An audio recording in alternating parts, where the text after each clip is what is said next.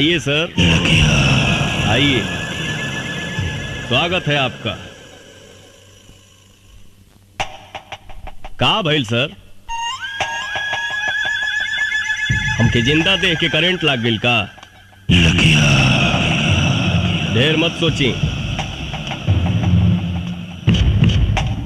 हम ही हैं पवन सिंह उर्फ लखिया। पवन सिंह को लखिया बनाने में सबसे बड़ा योगदान आप ही का है। अच्छा अच्छा, तत्ते ही हमें लखिया के आड़ में आतंक फैलावे वाला देशद्रोही पवन सिंह। देशद्रोही तत्ते हमें जवानी वर्दी पहिर के देश के साथ गद्दारी कर रहा हूं। बड़े पूछ अपना आत्मा से, पूछ अपना जमीर से, पूछ कि देशद्रोही ते हवे बाकी हम।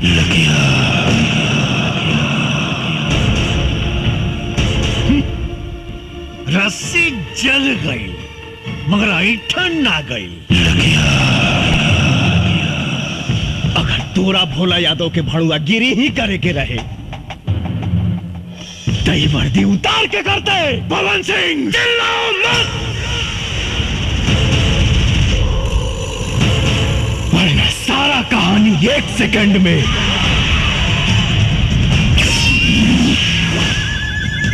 खत्म कर दे।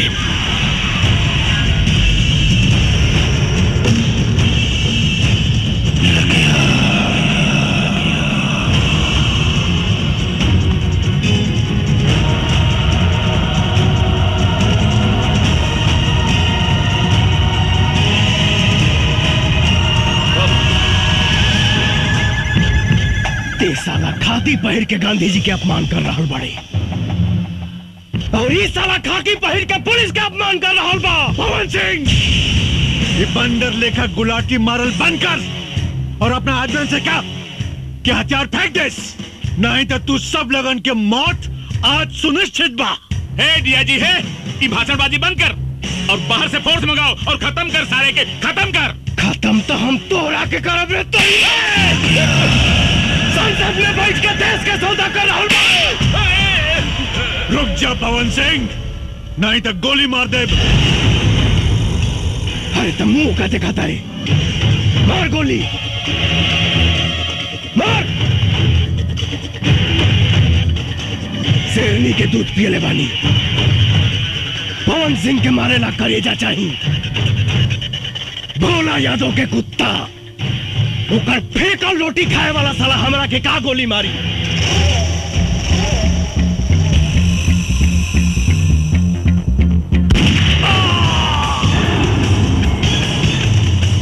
पवन सिंह, ये तुम ठीक नहीं कर रहे हो।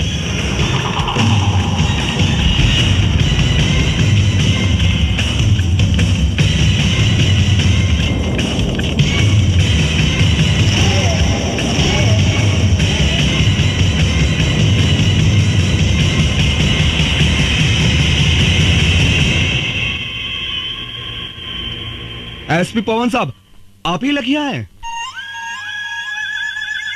हाँ, हम ही हैं लखिया। पर हमरा पर गोली चलावे से पहले अपना आत्मा से पूछ ली सभे कि जकरा पर वो असम्बली गोली चलावे जा रहल बानी ओका सचमुच के एक मुजरिम लखिया हो या वर्दी के इज्जत रखे वाला एसपी पवन सिंह। अगर मेरी बर्बादियों में ही तुम सबकी खुशी, तो एक ठोकर मार मुझे बर्बाद कर जा।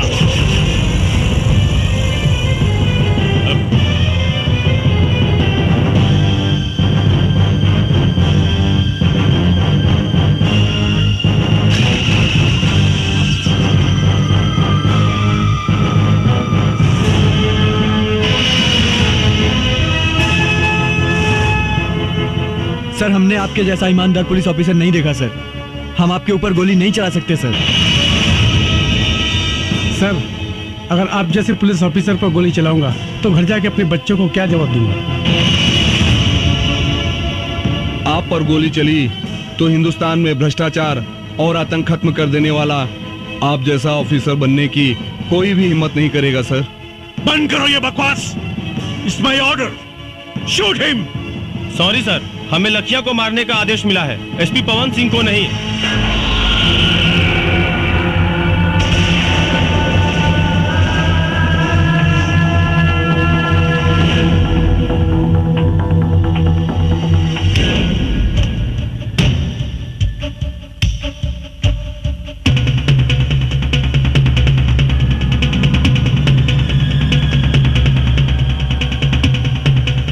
चाही तो एक साथ सारा मैगजीन तुम्हारा खोपड़ी में डाल दी।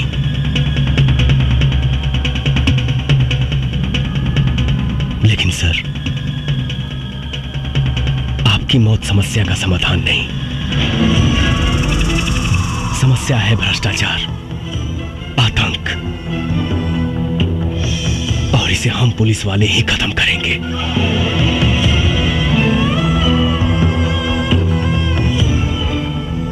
सर, पुलिस की इज्जत को मत मिटाइए,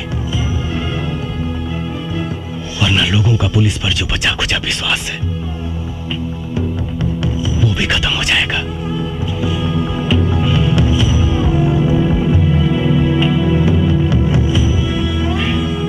आपकी आने वाली पीढ़ी थूकेगी आप पर। सर, मैं ही अकेला भारत मां का बेटा नहीं हूं, भी उसी मां की कोख से जन्म लिए हैं। फिर आपका खून काला कैसे हो गया सर? बचा लीजिए इस वर्दी की गरिमा को, प्लीज। बस बस, मुझे अब और शर्मिंदा मत करो। इस हरामजादे नेता के हराम की कमाई खा खा कर मेरी आंखों पर पट्टी पड़ गया था। आज तुमने मेरी आंखें खोल दी, मेरे ज़मीर को जगा दिया है तुमने। मेरा दिल आज तुम्हें सैल्यूट करने को कह रहा है। आज सैल्यूट यू। मैं भूल गया था कि मैं भी एक देश का सिपाही हूं। ऐसे भ्रष्ट नेता जो देश को खा खा कर बर्बाद कर रहे हैं, आखिर नुकसान तो हमारा ही है ना। पवन, मैं इस वर्दी की कसम खाकर कहता हूं कि चाहे अंजाम जो कुछ भी हो, आज के बाद सिर्फ और सिर्फ मैं इंसाफ के लिए लड़ूंगा। वाह वाह वाह वाह, आपस में बड़ा भाईचारा फूट रहा बा। ए डीआईजी, मत भूल, तोर औकात एक होमगार्ड के भी ना रहल। तोरा के डीआईजी हम बनौली हम। अगर हम तोरा के बना सकीला ना तो तोरा के मिटा भी सकीला। हमारा से गद्दारी तोरा के बहुत भारी पड़ी।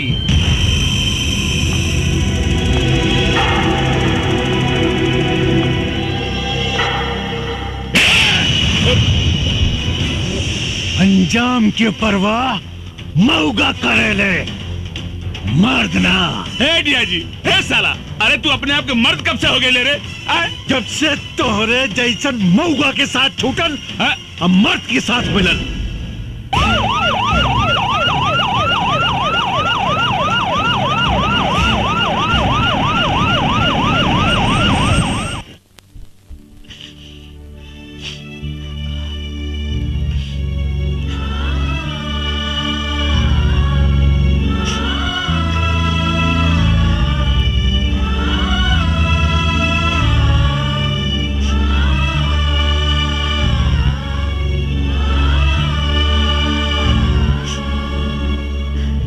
पवन सिंह के पता चलल कि वो कहाँ बाड़े? मैडम, हम साहब के बहुत ढूंढनी, पूरे इलाका के चप्पा चप्पा ढूंढनी, बाकी कुछ पता ना चल कि साहब कहाँ बाड़े। उनके परिवार से केहू आई रहले का? उनके माई बाबू आयल रहे, अपने औलाद के वो दूरों कहां कहां ना ढूंढ ले। लेकिन कहीं पहले ना। तड़प तड़प के रोते रहन दोनों जने बेचारे। उन लोगों के दुख देख के ना मैडम पेड़ पौधा तक रो देलस। पता था यहां तक चलल है मैडम की उनके माए बाबू अपने औलाद के गम में रो रो के दुनिया छोड़ डालन।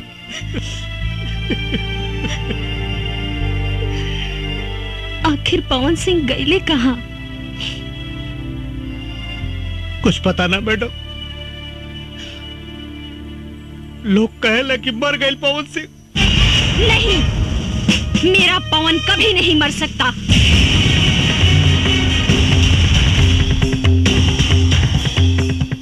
उसका विचार, उसका लक्ष्य आज भी जिंदा है। मैं पूरा करूंगी उसे। अपने पवन के सपनों को मैं पूरा करूंगी। मैडम, हम कुछ समझ नहीं ना। आपका पवन सिंह? आप जाने लो पवन सिंह साहब के? हाँ रामायण, पवन सिंह हमारे होने वाले पति थे।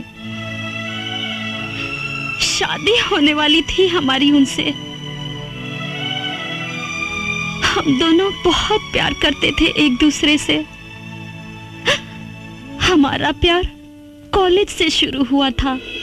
तू हमेशा लेट आवेलू चित्रा। अरे आज कितना लेट हो गई ना। ये क्या बदतमीजी है? अंग्रेजी में समझाई कि हिंदी में? व्हाट? रैगिंग। रैगिंग हो रहा बा। तो हमरा के करा ना रैगिंग। Half ticket. हम हाफ टिकट नहीं की। तोरा नहीं क्या मालूम? कॉलेज में जितना लड़की भी है ना, वो सब हमार गर्लफ्रेंड भी है। अच्छा। हाँ। ये बोला कर इतना तक आने का करता। तू रास्ता से हटबा कि ना? पहले हमारा सवाल के जवाब द, तबे हटब। कैसन सवाल? आई लव यू के हिंदी में का कहल जाला? हाँ बोला बोला बोला बोला बोला क्या निकू बोला बोला ना, जल्दी बोला। Shut up. गलत जवाब। आई लव यू के मतलब बोला मैं तुमसे प्यार करती हूँ। तोहसे? अरे तोहसे तो हमार जूती भी ना प्यार करे। चलो हो। चलो।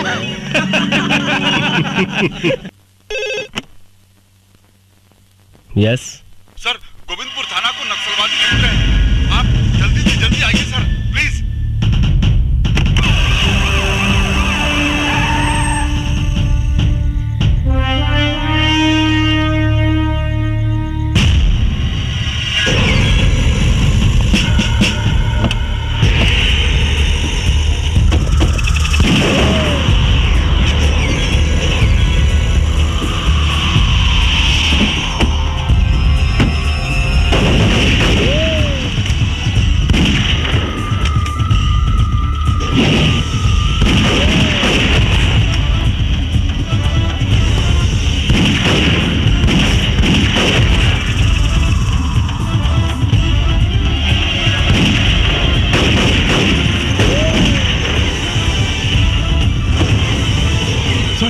मुगल सर, सब हवलदार मारे गए सर। सारा हथियार गाड़ी में रख दे।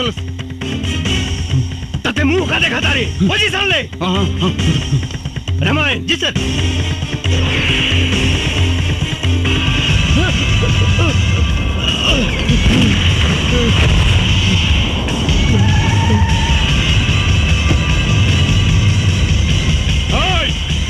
ये सब क्या हो रहा बा? रुका लोग।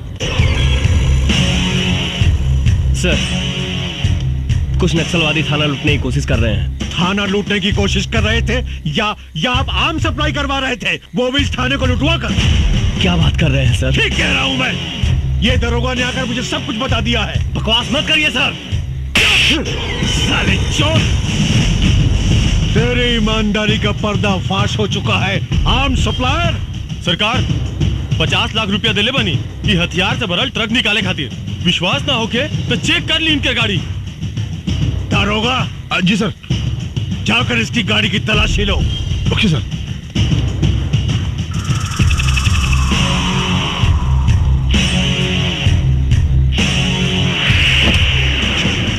मिल गई बैग।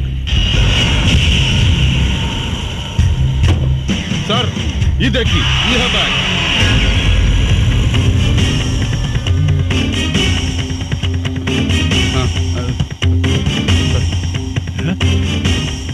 छी छी छी छी छी छी, पैसा कमाने के लिए कोई इतना नीचे गिर सकता है?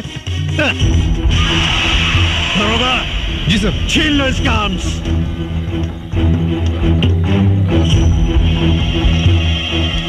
भमर जी, गिरफ्तार करो इस देशद्रोही को।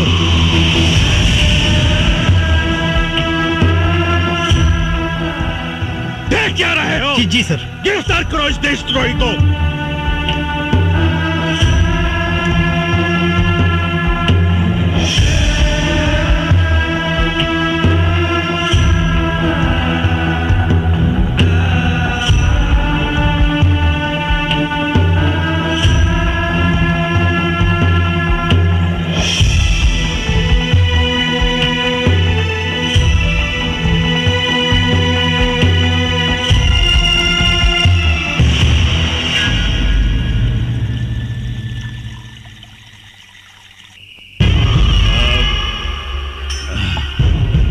डीआईजी साहब, भाई आज हमारा करेजा के ठंडक मिलल, लेकिन हमारा आत्मा के शांति वो दिन मिली जौना दिन हम एसपी पवन सिंह के कुत्ता के मौत मारब, कुत्ता के। नेताजी, वह दिन जल्दी आ जाई जब एसपी पवन सिंह अपन अपमान के आग में खुद भस्म हो जाई।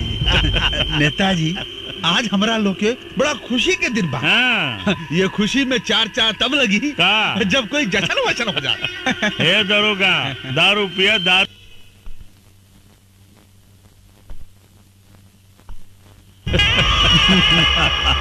हे एसपी, हो गई तो हर गर्मी शांत। कुछ भी होके के चाहत रहल, लेकिन तोरा हमारा मुन्ना पर हाथ ना उठावे के चाहत रहल। तू हमारा मुन्ना के कोर्ट में ले जाए के सपना देखत रहले। हाँ, सपना तो सच हो गई। अब कोर्ट में मुन्ना ना, तू जाइबे, तू और कटघरा में भी तू ही खड़ा रहबे। डीआईजी साहब, देखली ना, एसपी पवन सिंह के हीरो से जीरो बना देली। चुप! अरे साला, तोर गर्मी तो हम ठंडा करब हम।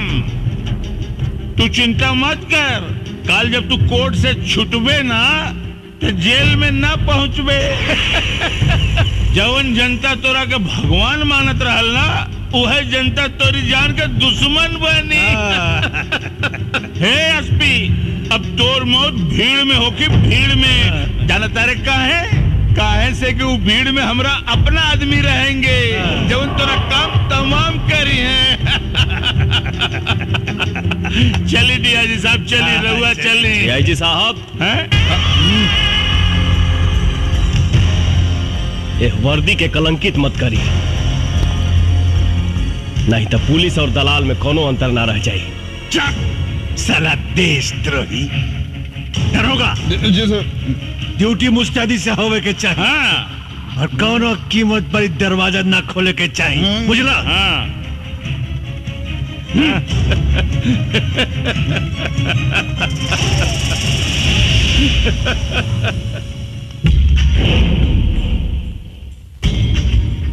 माननीय एसपी साहब, देखी ना पासा कैसे पलट गई। अभी कुछ देर में विक्रम बाबू आ रहे हैं। जैसे आपने उनकी सेवा की थी ना, वैसे ही आपकी सेवा वो आज करेंगे। सॉरी सर।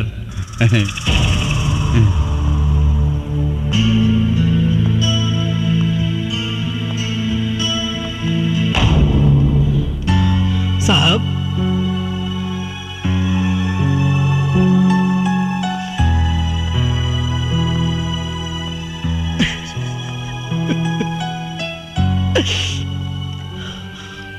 बेगुनाही के सबूत देवे खातिर हमरा यहां से निकल के पड़ी। रामायण कसम हमके निकाल यहां से, न तो ये साला हमके खत्म कर दिए सन। साहब आप चिंता मत करिए साहब, अल्लाह चाहिए तो दुर्गा माई सब ठीक कर दिए साहब। रामायण क्या खुसर फुसर चल रहा है? खुसर फुसर क्या चलेगा सर, साहब को खाना देने आए। ठीक है साहब खाना खा लीजिए। ना रामायण, आपकी भाभी ने बड़े प्यार से भेजा है सर, खा लीजिएगा प्लीज।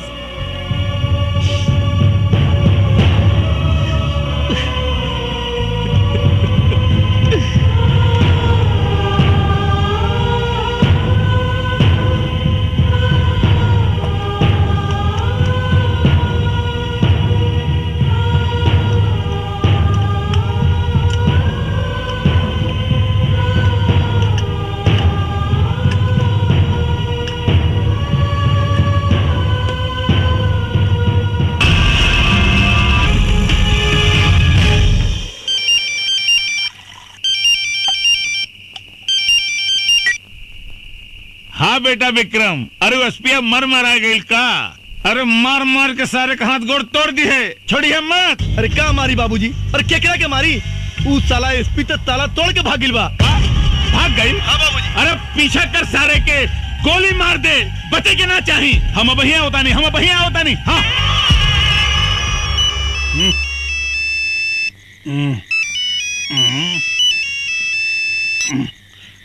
हाँ जी नेताजी। अरे उस साला एसपी पवन सिंह जेल तोड़ के भाग गई, पकड़ा उकड़ा के, न तो हम पूरे जिला में आग लगा दे। ना ना ना रहुआ फिक्र मत करी, हम अब ये कोनो ना कोनो इंतजाम करता नहीं, फिक्र मत करी।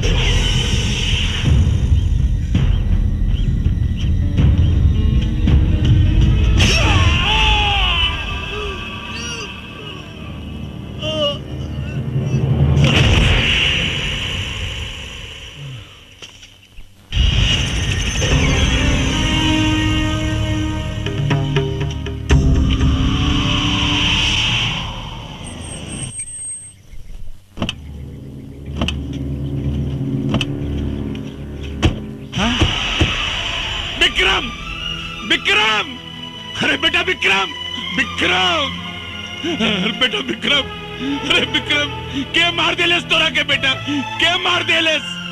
अरे देख विक्रम कोनो मार देलेस रे। अरे विक्रम, जे तोरा के मरले मुका सारे के छोड़ब ना, जान से मार दे सारे के। अरे हमार बेटवा के मार देलेस रे।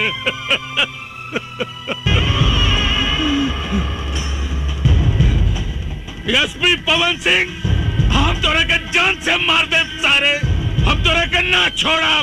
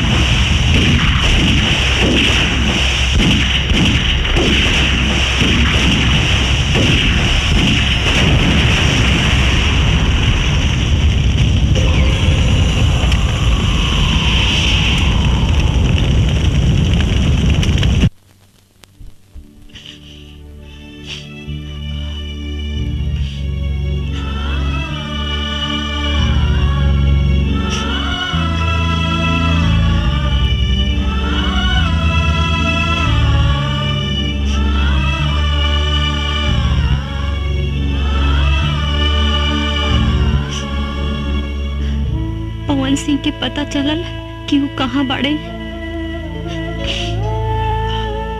मैडम, हम साहब के बहुत ढूंढनी, पूरे इलाका के चप्पा चप्पा ढूंढनी, बाकी कुछ पता ना चलल कि साहब कहाँ बाड़े। उनके परिवार से केहू आई रहले का? उनके माई बाबू आयल रहे, अपने औलाद के वो दोनों कहां कहां ना ढूंढ ले, लेकिन कहीं पहले ना। तड़प तड़प के रोते रहने दोनों जने बेचारे। उन लोगों के दुख देख के ना मैडम पेड़ पौधा तक रो देलस। पता था यहां तक चलल है मैडम की उनके माए बाबू अपने औलाद के गम में रो रो के दुनिया छोड़ डालन।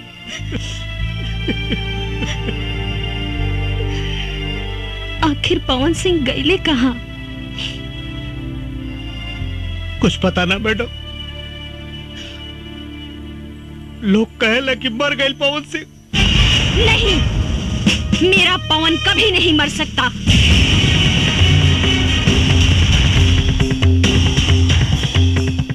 उसका विचार, उसका लक्ष्य आज भी जिंदा है। मैं पूरा करूंगी उसे। अपने पवन के सपनों को मैं पूरा करूंगी। मैडम, हम कुछ समझने ना। आपका पवन सिंह, आप जाने लो पवन सिंह साहब के? हाँ रामायण, पवन सिंह हमारे होने वाले पति थे। शादी होने वाली थी हमारी उनसे। हम दोनों बहुत प्यार करते थे एक दूसरे से। हमारा प्यार कॉलेज से शुरू हुआ था। तू हमेशा लेट आवेलू चित्रा। अरे आज कितना लेट हो गई ना। ये क्या बदतमीजी है? अंग्रेजी में समझाई कि हिंदी में? व्हाट? रैगिंग, रैगिंग हो रहा बा। तो हमरा के करा ना रैगिंग। Half ticket. हम हाफ टिकट नहीं की, तोरा नहीं क्या मालूम कॉलेज में जितना लड़की भी है ना वो सब हमार गर्लफ्रेंड भी है। अच्छा हाँ ले बोला एकरा इतना तक आने का करता। ए तू रास्ता से हटबा कि ना? पहले हमरा सवाल के जवाब द तबे हटब। कैसन सवाल? आई लव यू के हिंदी में का कहल जाला? हाँ बोला बोला बोला बोला बोला क्या निकू बोला बोला ना जल्दी बोला। Shut up. गलत जवाब। आई लव यू के मतलब बोला मैं तुमसे प्यार करती हूँ। तोहसे? अरे तोहसे तो हमर जूती भी ना प्यार करे। चला हो चला।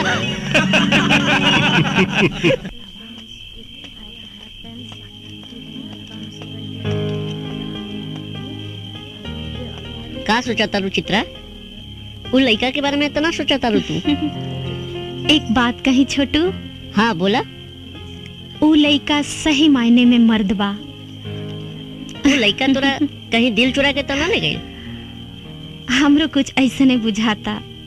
अब तो लगा था कि हमरे के कुछ करे के पड़ी। तू चला हमरा साथे चला। कहाँ? चला ना सब बता नहीं चला।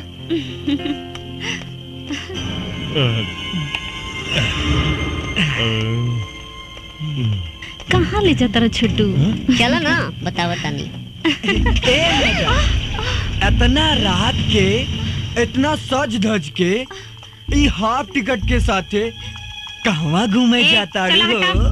छोड़ा रास्ता जाए दो। और ना जाए देव तो। तो ठीक ना होई। ये अपना कॉलेज के लड़की बिया एकरा साथे छेड़खानी ठीक नहीं के। ए मैडम अरे हम बानी नु घबराइया मत।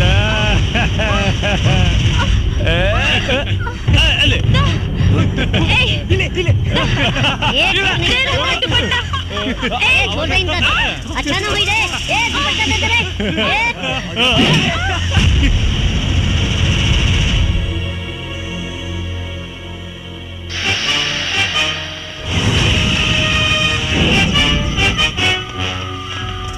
रुक।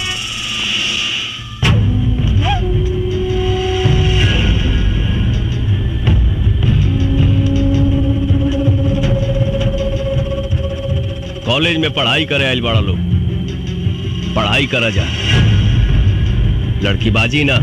अबे साले लड़की देखी नहीं कि आगे हीरो बनने। अभी आईपीएस का एग्जाम दिया एसपी बना नहीं। पहले हम तो भोग लगा लें तेरा भी नंबर आएगा। हाँ चल लाइन में आ जा।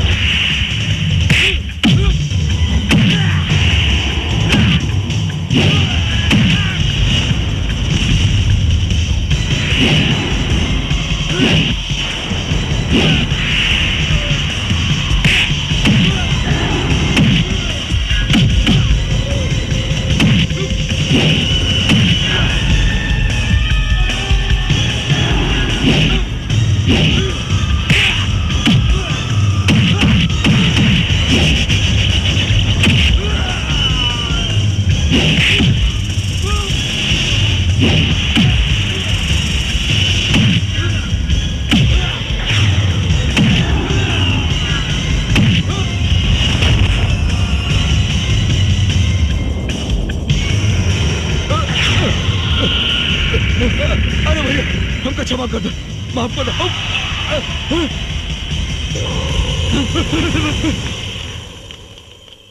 पूरा हो गई। अब तू अपन पढ़ाई पूरा करके वकील बन जा। हमरा तोहरा से शादी करे के बा। शादी कैला से पहले बाबूजी से बात करे के पड़ी। अच्छा जी ठीक बा बस तोहर पढ़ाई पूरा हो जाए और हम कुछ दिन चार्ज लेके अपन ड्यूटी संभाल ली। ओकरा बाद तो हम तोहरा बाबूजी या माई से हाथ मांगे जरूर आई। मन तो करता कि हमहू रउआ साथे चली लेकिन का करी समाज के इतना बंधन बा।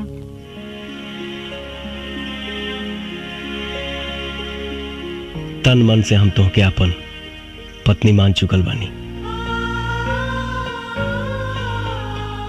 सामाजिक बंधन के ता अंजाम दे वहीं के पड़ी। ड्यूटी पर अपन ध्यान दिया और अपन खाइल पियल पर ध्यान रखी हा और रोज सुबह शाम हमरा के एगो फोन जरूर कर लिहा। ठीक बा। I love you. I love you too. मेरे पवन को दर दर भटकने पे मजबूर करने वाले लोगों को तड़पा तड़पा के मारूंगी। उसके अधूरे सपने को मैं पूरा करूंगी। एगो बात बतावा रामायण जी। लखिया के कोनो तस्वीर बा का? ना मैडम, आज ले लखिया की कोई सूरत नहीं के देखलस। मैडम वो तो गरीबन का मसीहा हो, चोरी छिपे हर गरीबन का मदद करेला। और मैडम एक बात हो, आज ले ओकरे बंदूक का गोले की निर्दोष के ना लागल, वो वही कमरलस जे मरे का हकदार रहल। कुछ भी हो, न्याय अन्याय कोई कानून के काम हो। लखिया के ना, अब हम अपन जंग वो कमीना लखिया के मौत से शुरू करब। मौत से।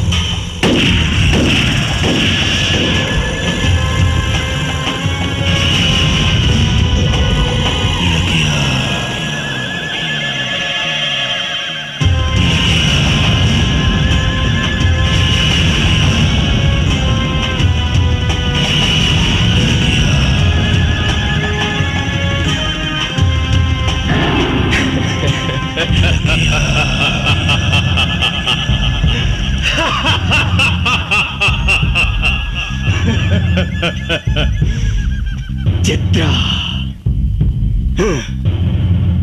ये कौन चित्रा है रे? एक चित्रा वो थी जो मेरी जान थी, और ये दूसरी चित्रा कौन है जो मेरी जान की दुश्मन बनी हुई है?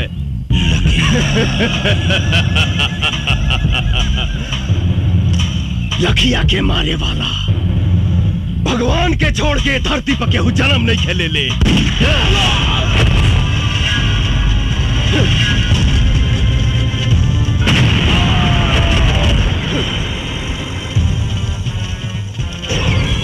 पुलिस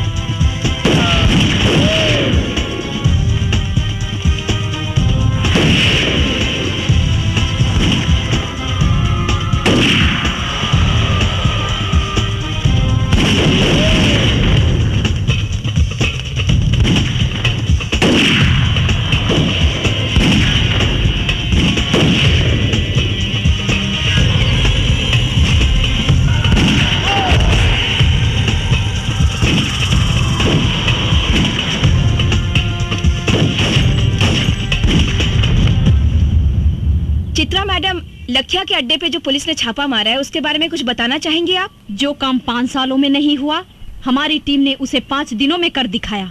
लखिया का अड्डा खत्म हो चुका है, वो बहुत ही कमजोर पड़ चुका है। बहुत जल्द ही वो पकड़ा भी जाएगा। हमने दूसरा अटैक उस पे करने का ऐलान भी कर दिया है। या तो वो प्रदेश छोड़ देगा, नहीं तो वो मारा जाएगा।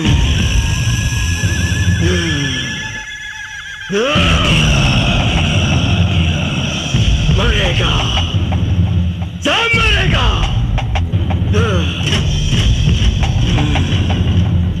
भोला यादव मरेगा, चित्रा मरेगी, डीआईजी मरेगा।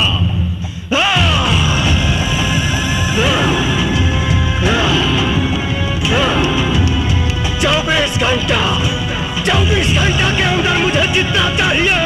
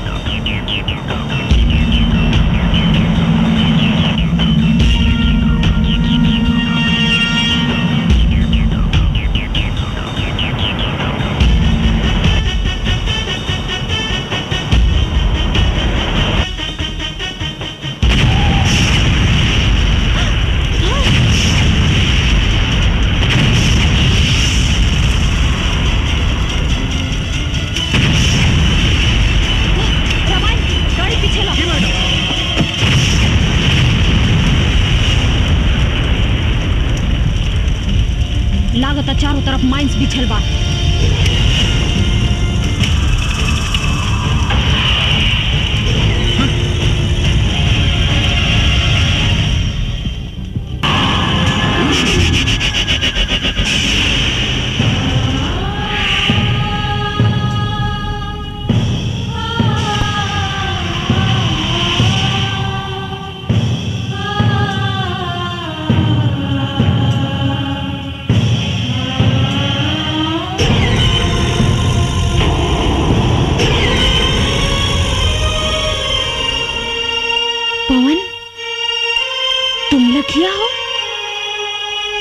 चित्रा,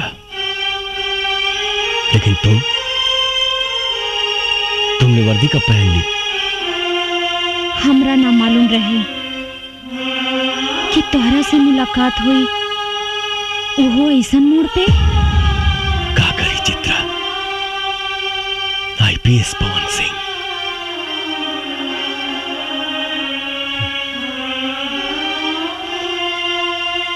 हालात हमके नक्सलवादी बना देलस।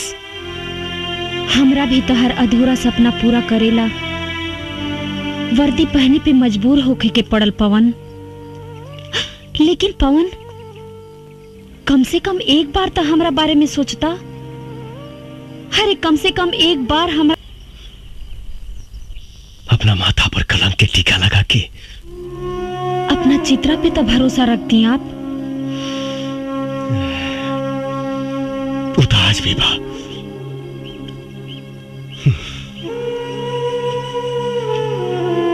लेकिन सोचा जौना लेखा के माई बाप अपना लेखा की याद में रो रो के मर गई और वो अभागा अपना माई बाबूजी के चिता में आग तक ना लगा पौलस। हम तोहरा के काम होते गई थी, मर गई एसपी पवन सिंह। नया जन्म भइल बा हमार। लखिया हई हम, लखिया। लेकिन एकर अंजाम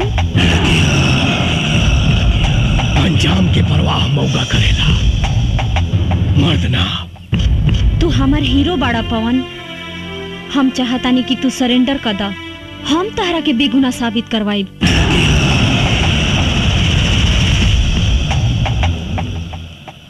कुछ ना करवाई वो तुम। कानून सजा दिलाई तहार दुश्मन भोला यादव के। कानून? कौना कानून के बात करता रू? कानून के भोला यादव रंडी बना के रख ले बा। अरे जौना देश में प्रधानमंत्री के हत्यारा के 12 साल बाद सजा मिलल, ओ कानून के बात करता रू? संसद पे आक्रमण करे वाला के दामाद के तरह बैठा के सेवा कई जाता। कसाब जैसन हत्यारा के सुरक्षा में करोड़ों रुपया खर्च हो गई बा।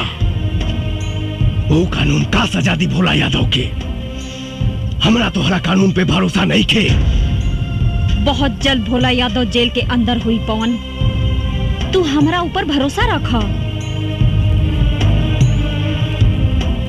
तू ना समझ पाड़ू चित्रा, हिंदुस्तान के जेल अपराधियन खातिर कोनो 5 स्टार होटल से कम नहीं खे। शायद तोहरा मालूम नहीं खे, इस देश में 25,000 ऐसे अपराधी हैं जो जेल के अंदर से अपना कारोबार चलाते हैं। 2500 अपराधी जेल के अंदर से किसी न किसी मंत्री या सांसद के लिए काम करते हैं। 250 अपराधी जेल के अंदर से चुनाव लड़ते हैं और 25 ऐसे अपराधी हैं जो जेल के अंदर से सरकार चलाते हैं। लेकिन पवन, जिस राह पे तुम चल रहे हो उससे भी तो तुम्हारी बेगुनाही साबित नहीं होगी। इसकी चिंता कहां थी पहले, अब तुम मिल गए बड़ू तो सोचब। अगर तू चाहता रू कि हम अपने आप के सरेंडर कर दी तो हमके 48 घंटा के समय था। हम वादा करते नहीं कि अपने आप के कानून के हवाले कर दे, लेकिन भोला यादव के खत्म करके। ठीक बा पवन, बाकी जाए से पहले तू हमार मांग भर दा। कहे से कि कानून के राह में शायद तू हमार गोली के निशाना बन जा और हम तहर विधवा बन के जियल चाहता नहीं। कैसे तुहार मांग भर दे चित्रा, हम तुहार सौतन लाइल बानी। सौतन? हाँ, एकरा से बियाह कइले बानी हम, एकरे मांग भरले बानी हम। अब तो बस खून खून, बस खून। तो पवन, यही सिंदूर से तू हमरो मांग भर दा, तहर इस सौतन के साथ समझौता करके जी ले।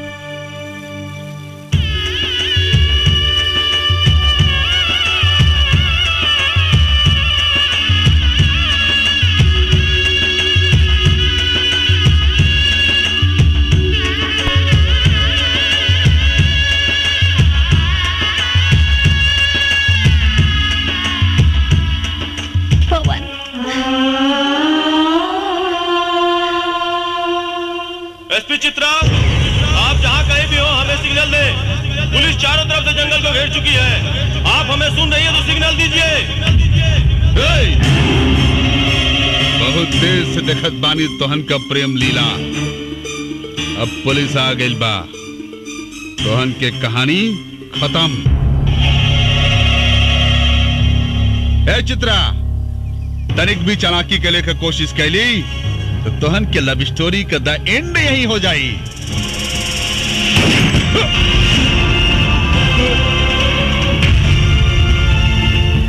रामायण साला दोगला पुलिस वाले पर गोली चलाता है।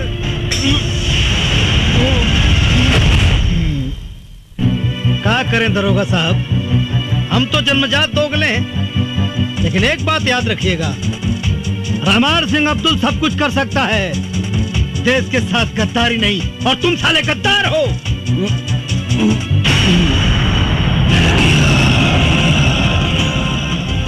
राजपूत के वादा बा 48 घंटा में मिला।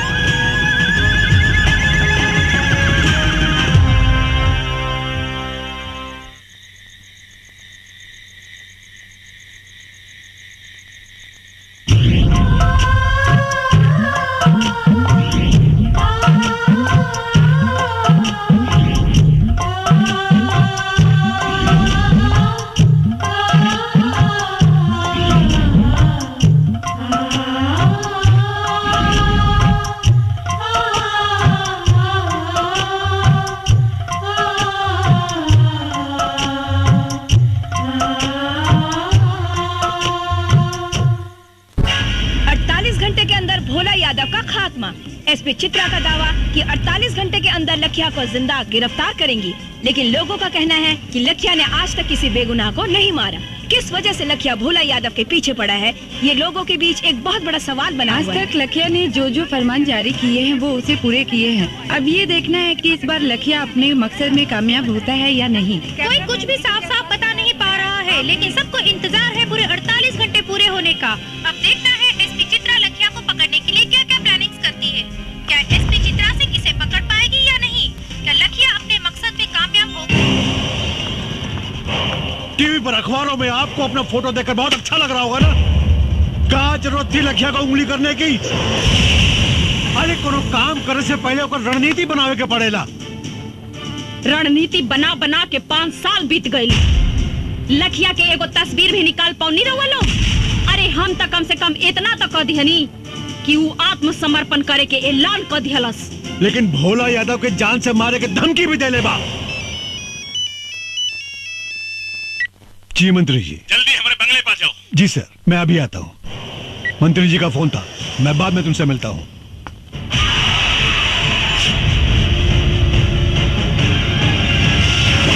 नेताजी शहर के पूरे दीवार पर लिखा गईल बा और पर्चा भी बटा गईल बा।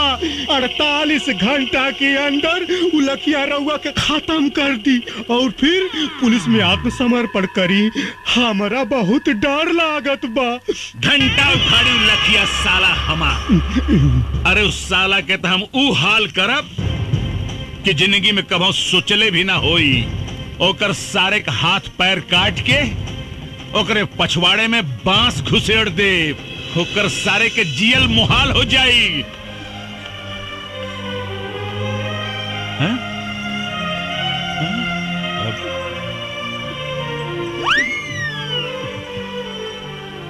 अरे का कह रहल बाड़ू? रउआ के जान के बड़ा खतरा बा। भगवान रउआ के रक्षा करी। हम ओकरा खातिर भगवान से मन्नत मांग ले बानी। चली हमरे साथे मंदिर चली। अरे पगला गेल बाड़ू का? अरे हम कोनो मुर्गी बकरा है जौन लखिया ससुराई और हमरा के काट के चल जाई। रउआ तो हमार कोनो बात ना माने ली। अरे हम पहले अपन बेटवा खो चुके। अब अपन मांग के सिंदूर ना खो सकेली। हे भगवान। नेताजी, भाभी जी जब कहते बानी तो चली चल के दर्शन कर ली मंदिर में। ठीक बा, चली आई। कहाँ जा रहा बानी सर? मंदिर। रउआ के 48 घंटा सुरक्षा में रहे के होगी। का है? रउआ पर खतरा मंडरा रहल बा। कब तक रही खतरा? 2 दिन तक, सिर्फ 2 दिन। सीएम साहब से बात हो गई बा। पूरा इलाका के सील कर दिया गई बा। कमांडो फोर्स आ रहा बा। हेलीकॉप्टर से पूरा जंगल के सर्च कर जा रहा बा। अब वो लखिया के खात्मा 100% निश्चित बा सर। अब देखा रहुआ सर, हमरे मोतिहारी जिला के राहत के सांस मिली। राहत के तो ठीक बा, रवो हमारे साथे मंदिर चली। हाँ, सरकार खाली 48 घंटा के बाद बा, काहे जान जोखिम में डालत हई। कहीं तो फोन करके शंकर भगवान के यहीं बुला ली, यहीं दर्शन कर ली। का बकरा है तू रे? सरकार मतलब पंडित जी के घर में बुला लेता नहीं और पूजा पाठ यहीं जे कर ली। अब सर ये बिल्कुल ठीक कर रहा बा। बिल्कुल ठीक कर रहा बा। तो ठीक बा, पंडित जी को बुलाए ले, पूजा यही हो जाए। अरे बाप रे, अरे बाप रे बाप। का भइल? अरे हे रानी, ये देखा का छपल बा हो। का छपल बा? छपल बा दारू पिए से 500 आदमी बीमार, 300 का लीवर डैमेज और 200 का किडनी डैमेज। तो यही नाते तो हम कहेली कि दारू पियब छोड़ दी, बाकी आप हमार बात सुनेली कहाँ? अच्छा और नहीं तो का? हाँ ठीक बा। बंद माई का बंद। हमारा दिमाग डिस्टर्ब हो गई। आज के बाद बंद बंद बंद बंद। हाँ? एकदम बंद बंद बंद। हम आवतनी। अरे ये हमारा रसगुल्ला, ये भोरे भोरे सच के का आवाज आता रू। हम मंदिर जाता नहीं। अच्छा? कितना दिन से मंदिर मस्जिद में जाके देवी देवता से मन्नत मांगत रहनी कि रउआ जौन दिन शराब पियब छोड़ दे, वो दिन हमार जिंदगी के सबसे खुशी के दिन हुई। अच्छा? हाँ, और आज भगवान हमार सुन लेहलन। हम जाता नहीं। अरे नास पीटी, एक बात बताओ, तो के कहलस कि हम शराब पियब बंद कर देनी? हे भगवान, अब ही रउआ तो कहनी की। का कहनी है? आज से बंद, आज से बंद। ये जानो, इधर आओ। हम ही ना कहनी है कि शराब पियब बंद, हम कहनी है इस साला कमीना अखबार घर में आई बंद। चल घर के अंदर। झलक दिखाए के मंदिरा जात है, शराब पियब बंद।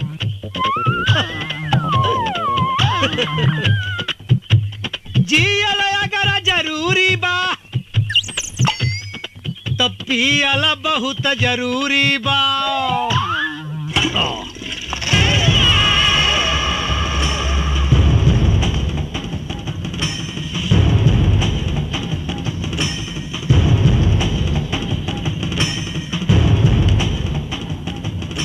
चित्रा सिंह जी, तोहरी नादानी की वजह से आज हमने की दिन देखे के पड़ रहल बा।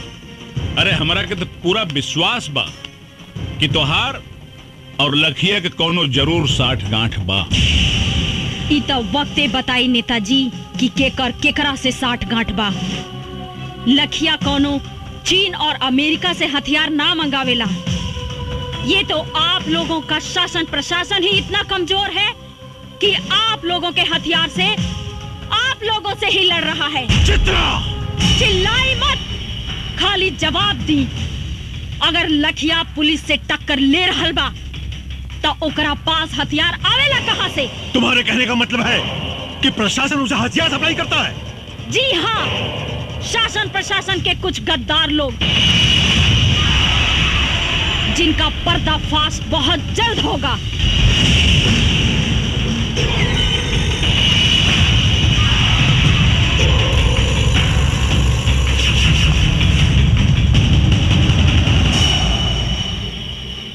बियाजी साहब, यह औरत बहुत खतरनाक साबित हो सकेले। एकरा के कुछ करे के पड़ी। सर आप चिंता मत करी, एक करता हम वो हाल करब कि केहो के जिंदगी भर मुंह दिखाए लायक न रह जाई।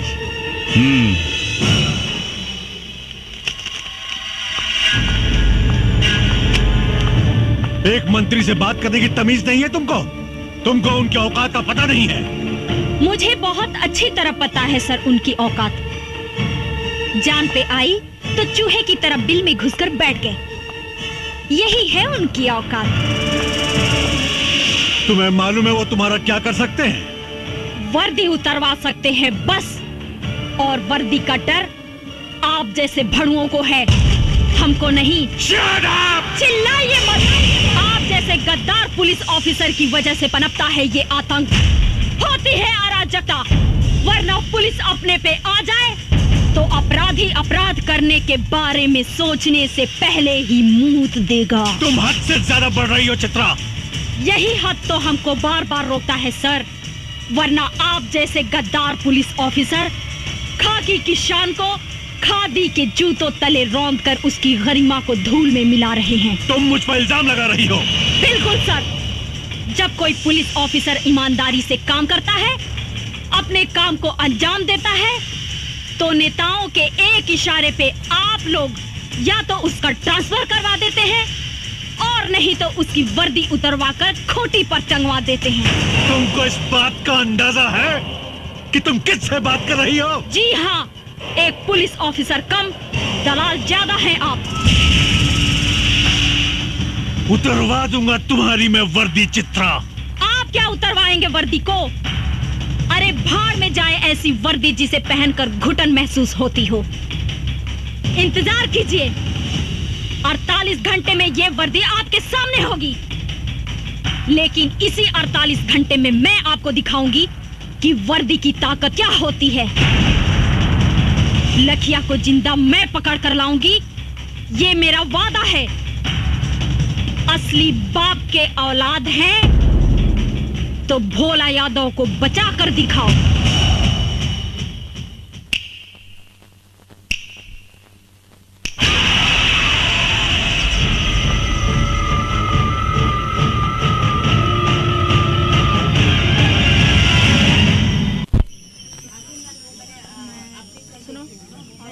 अच्छा, कैमरे की लेंस सारा सही से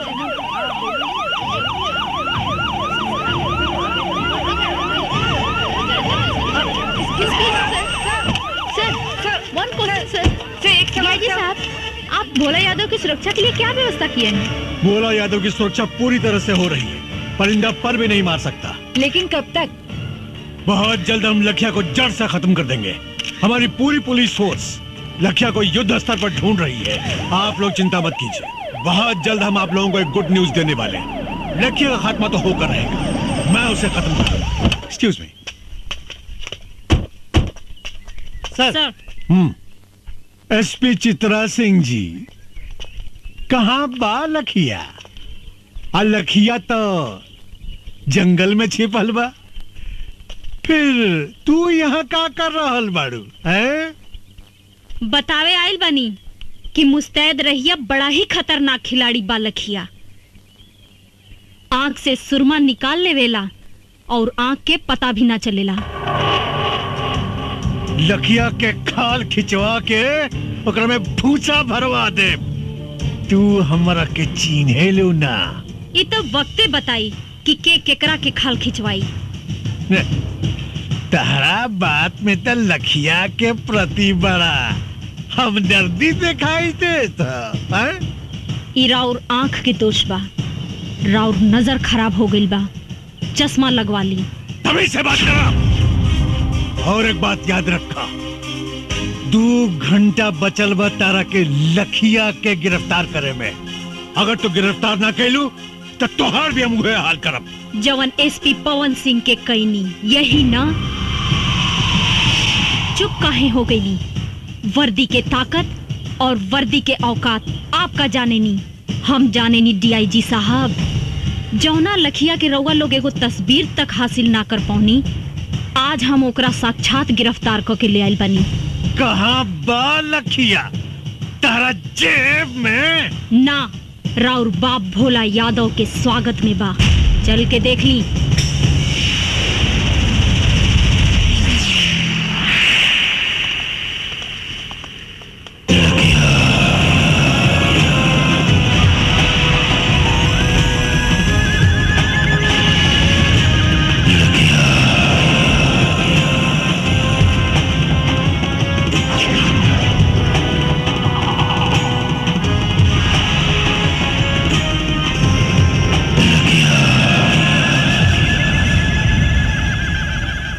आइए सर, आइए, स्वागत है आपका।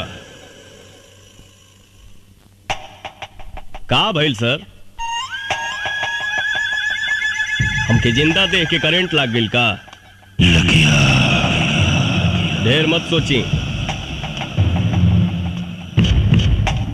हम ही हैं पवन सिंह उर्फ लखिया। पवन सिंह को लखिया बनाने में सबसे बड़ा योगदान आप ही का है।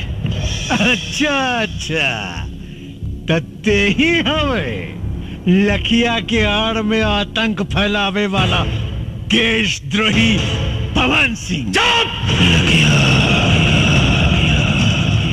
देशद्रोही तते हमें जवानी वर्दी पहिर के देश के साथ गद्दारी कर रहा बड़े। पूछ अपना आत्मा से, पूछ अपना जमीर से, पूछ कि देशद्रोही ते हवे बाकी हम।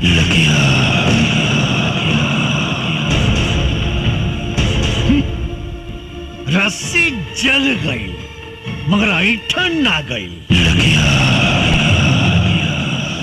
अगर तोरा भोला यादव के भड़ुआ गिरी ही करे के रहे तई वर्दी उतार के करते। पवन सिंह चिल्लाओ मत, वरना सारा कहानी 1 सेकंड में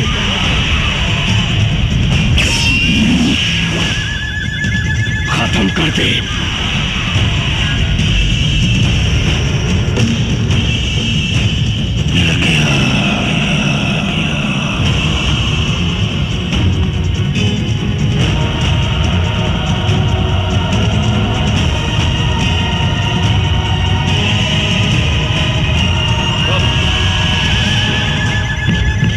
ते साला खाकी पहन के गांधी जी के अपमान कर रहा बड़े, और ये साला खाकी पहन के पुलिस के अपमान कर रहा बा। पवन सिंह, ये बंदर लेखा गुलाटी मारल बंद कर और अपना आदमी से कहा कि हथियार फेंक दे, नहीं तो तू सब लगन के मौत आज सुनिश्चित बा। हे डीआईजी, हे ये भाषणबाजी बंद कर और बाहर से फोर्स मंगाओ और खत्म कर सारे के, खत्म कर। खत्म तो हम तोड़ा के करब रे तो संसद में बैठ के देश के सौदा कर रहा बा। रुक जा पवन सिंह, नहीं तो गोली मार दे। अरे तो मुंह का दिखाता है, मार गोली, मार। शेरनी के दूध पियले बानी, पवन सिंह के मारे ला करेजा चाहिए। भोला यादव के कुत्ता, उकर फेंकल रोटी खाए वाला साला हमरा के का गोली मारी।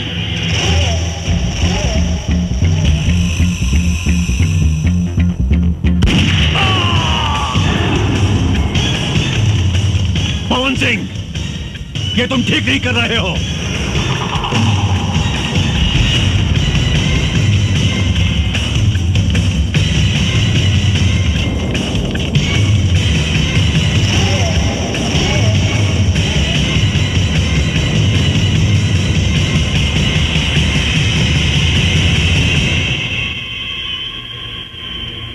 एसपी पवन साहब, आप ही लखिया हैं?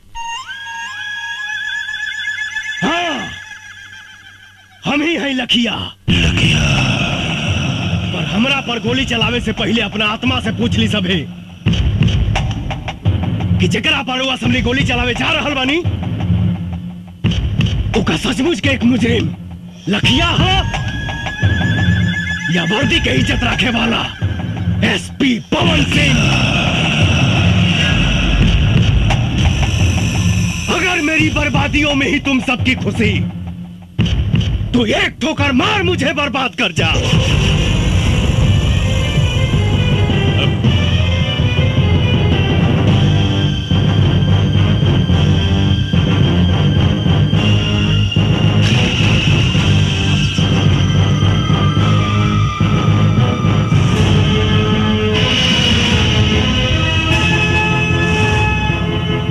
सर, हमने आपके जैसा ईमानदार पुलिस ऑफिसर नहीं देखा सर।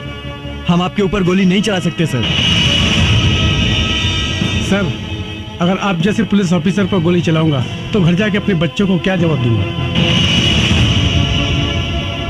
आप पर गोली चली तो हिंदुस्तान में भ्रष्टाचार और आतंक खत्म कर देने वाला आप जैसा ऑफिसर बनने की कोई भी हिम्मत नहीं करेगा सर।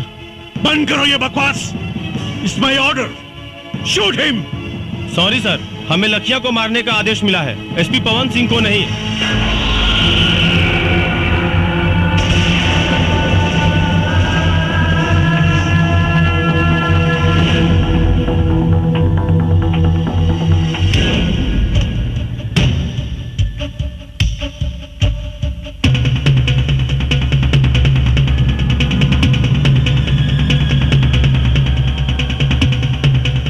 चाही तो एक साथ सारा मैगजीन तुम्हारा खोपड़ी में डाल दी।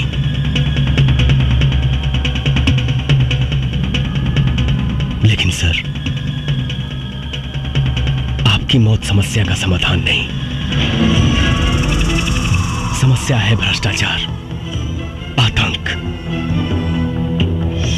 और इसे हम पुलिस वाले ही खत्म करेंगे।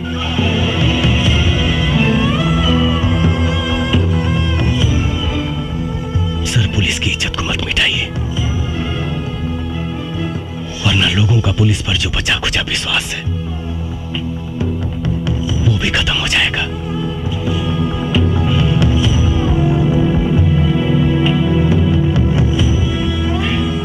आपकी आने वाली पीढ़ी थूकेगी आप पर। सर, मैं ही अकेला भारत मां का बेटा नहीं हूं, भी उसी मां की कोख से जन्म लिए हैं। फिर आपका खून काला कैसे हो गया सर? बचा लीजिए इस वर्दी की गरिमा को प्लीज।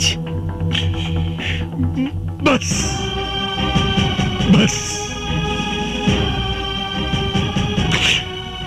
मुझे अब और शर्मिंदा मत करो। इस हरामजादे नेता के हराम की कमाई खा खा कर मेरी आंखों पर पट्टी पड़ गया था। आज तुमने मेरी आंखें खोल दी, मेरे ज़मीर को जगा दिया है तुमने। मेरा दिल आज तुम्हें सैल्यूट करने को कह रहा है। आई सैल्यूट यू। मैं भूल गया था कि मैं भी एक देश का सिपाही हूं। ऐसे भ्रष्ट नेता जो देश को खा खा कर बर्बाद कर रहे हैं, आखिर नुकसान तो हमारा ही है ना। पवन, मैं इस वर्दी की कसम खाकर कहता हूं कि चाहे अंजाम जो कुछ भी हो, आज के बाद सिर्फ और सिर्फ मैं इंसाफ के लिए लड़ूंगा। वाह वाह वाह वाह, आपस में बड़ा भाईचारा फूट रहा बा। ए डीआईजी, ई मत भूल, तोर औकात एक होम गार्ड के भी ना रहल। तोरा के डीआईजी हम बनौली हम। अगर हम तोरा के बना सकीला ना तो तोरा के मिटा भी सकीला। हमरा से गद्दारी तोरा के बहुत भारी पड़ी।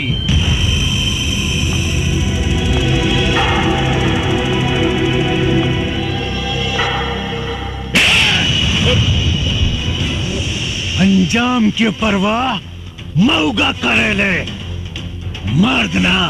डीआईजी, साला, अरे तू अपने आप के मर्द कब से हो गए ले रे?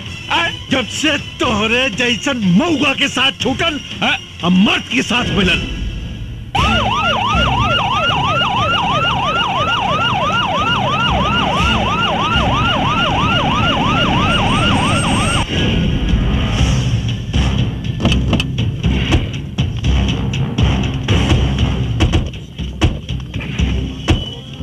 पवन, बहुत अच्छा हो गई।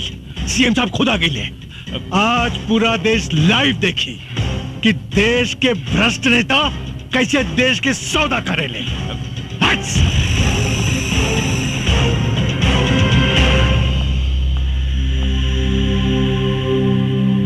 ये क्या हो रहा है डीआईजी? भोला यादव सुरक्षित तो हैं? जी सर, भोला यादव बिल्कुल सुरक्षित है, लेकिन लखिया ने उन्हें अपने कब्जे में ले लिया है।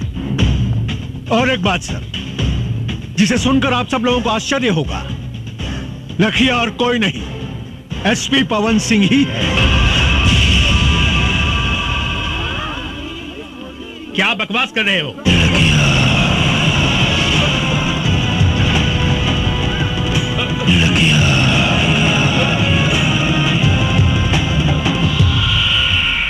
बकवास ना सीएम साहब, ये सच्चाई है। जी हाँ सर, भोला यादव के कहने पर ही मैंने थाना लुटवाने का नाटक किया। पवन सिंह की गाड़ी में मैंने ही पैसे रखवाए।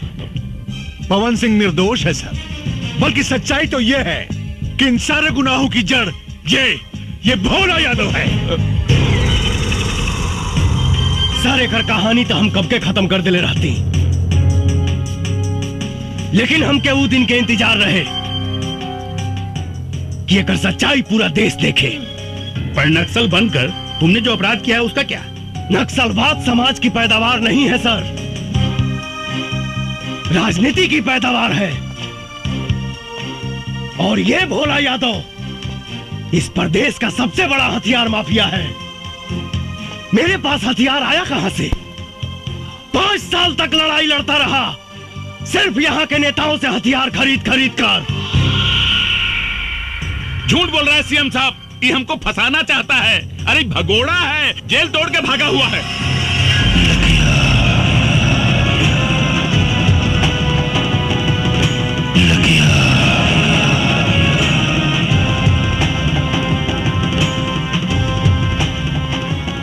पूरा झूठ और सच के फैसला था अभी। सीटी करी लो रामायण। पवन, तुम अपने आप को कानून के हवाले कर दो और भोला यादव को छोड़ दो। मैं तुम्हें पूरा विश्वास दिलाता हूँ, कानून तुम्हारे साथ इंसाफ जरूर करेगा। कानून भोला यादव के घर में झाड़ू लगावेला सर। कानून का सजा दे ये कि जिस भोला यादव की आप बात कर रहे हैं, आज से 25 साल पहले चाय की दुकान पे चाय बनाता था। एक हत्या के जुर्म में अंदर गया, बाहर आते ही प्रधान बना, ब्लॉक प्रमुख बना, विधायक बना और देखते ही देखते सांसद बन गया। कौन जानता है, हो सकता है कल को सीएम बने, परसों प्रधानमंत्री। क्या इस देश को हत्यारे चलाएंगे सर? सरकार ने इसको 1 लाख की सैलरी और एक बंगला दिया है, लेकिन इसके पास 500 करोड़ की प्रॉपर्टी कहां से आई, किसी ने जानने की कोशिश की? नहीं। क्यों? सर, सच्चाई तो यह है कि इस देश को खतरा पाकिस्तान से नहीं, इस देश को खतरा चीन और जापान से नहीं, इस देश को खतरा है तो सिर्फ और सिर्फ यहाँ के नेताओं से है।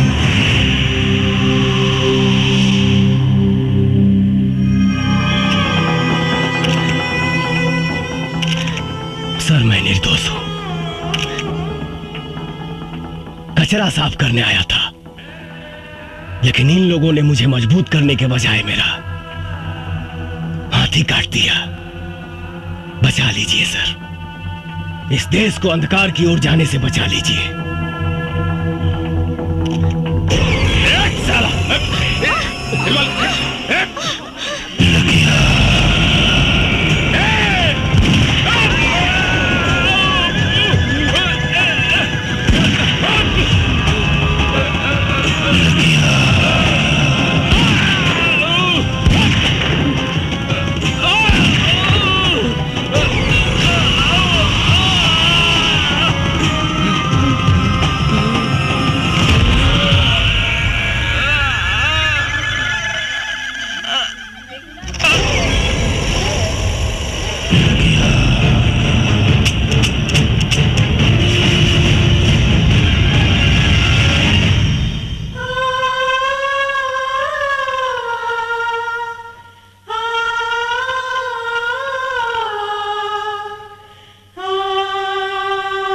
एसपी पवन सिंह ने वर्दी न पहनकर भी वर्दी वाला काम किया है। उन्होंने जो कुछ भी किया वो देश और समाज के हित में था। इसलिए अदालत एसपी पवन सिंह की वर्दी ससम्मान वापस करने का हुक्म देती है। इस देश को ऐसे सच्चे और ईमानदार पुलिस ऑफिसर की सख्त जरूरत है।